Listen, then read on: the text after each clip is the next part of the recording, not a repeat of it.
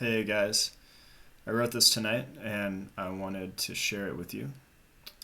So it's called What Andrew Yang Meant to Me. Andrew Yang. Today he ended his campaign and I'm sad.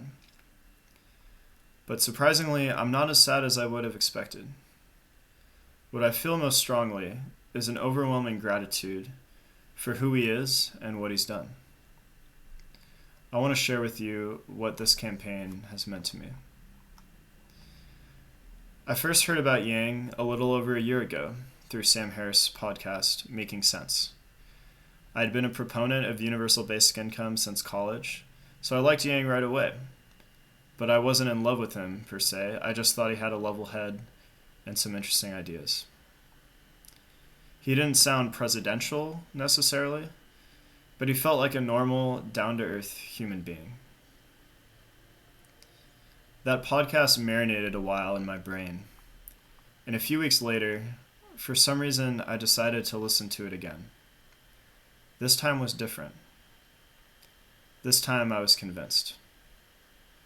I was committed to spreading his ideas and elevating him to the White House.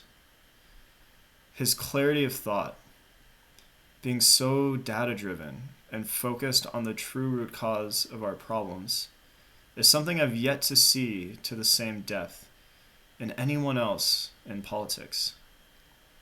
And it's something we'd be lucky to see again. Soon after that second podcast listen, I was motivated to start our local Yang Gang in Santa Barbara. We had the advantage of an early start, and we had some humble beginnings. But quickly, life got in the way. If you've seen me in the past year or so, you know that my life hasn't been great lately. I've had multiple physical ailments over the past year and a half, which have consumed my life. I've had significant problems with my living situation, which tinkered with my sanity. I've had a less than pleasant work life for a variety of reasons, which made me feel frustrated, stressed, and at times inadequate. In short, it felt like nothing was going right in my life, and very few things made me happy. But through all of this, there was one thing that did. It was Andrew Yang. I've told this to friends before, but whenever I was having a bad day, my remedy was to watch him speak. It could be an interview or a town hall, it didn't matter. All that mattered was that I got to hear him. I got to hear a man who was so committed to improving our country that he took it upon himself to drop his life, write one of the most politically clarifying books of all time, and run for president. No one knew who he was. This was a random man running for president. That's insane. In a podcast episode with Pete Buttigieg, they asked him if he had always felt like one day he might be president. Pete's answer was something to the effect of, well, I hadn't committed myself to it, but I think, yeah, to some extent, everyone who runs for the office of the presidency has thought about it before at some point in their lives and felt like they had what it takes. People seem to imagine they want a candidate that one day just wakes up and decides to run for president out of the blue, but that never really happens. For the most part, Pete is right about that. But Andrew Yang was the exception. He wasn't seeking fame and fortune. His motives were pure. In his own words, he looked to the future we were leaving our children and said it wasn't something he was willing to accept. And he meant it. I agreed with Yang on almost every issue. In fact, even after I was indoctrinated, I would discover policies that he was championing that I'd been supporting for years, like ranked choice voting. And on many things, he changed my view, such as getting rid of the Electoral College, which would require an almost impossible two-thirds vote in Congress, but alternatively, it could be effectively bypassed with some efforts to ensure state delegates go towards the popular vote, requiring only a simple majority, making it much more feasible. Then he had other policies that I'd never heard of, which after reading them, I thought were awesome ideas, like democracy dollars, where every American receives $100 per year, which they have to donate,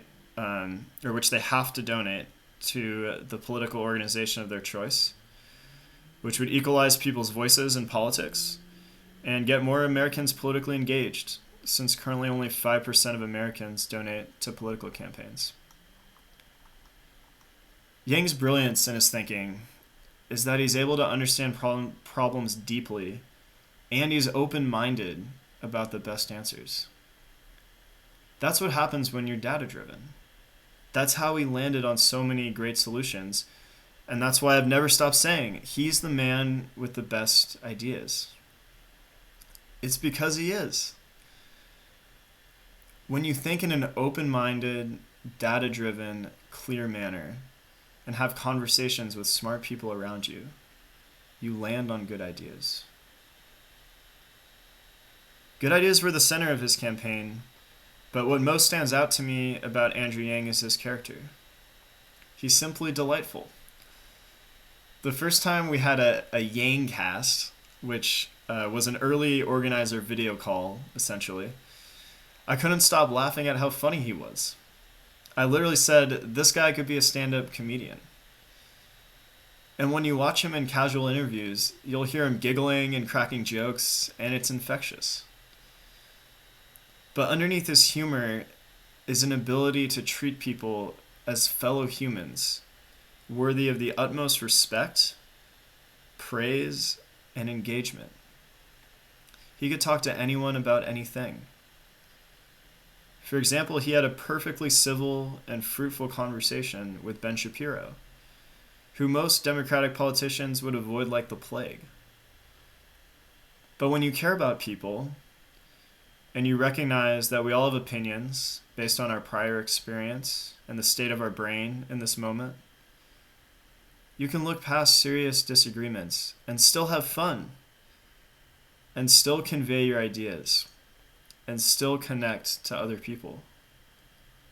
This is what's been eroding from our culture in the past 10 years or so that I've been paying attention.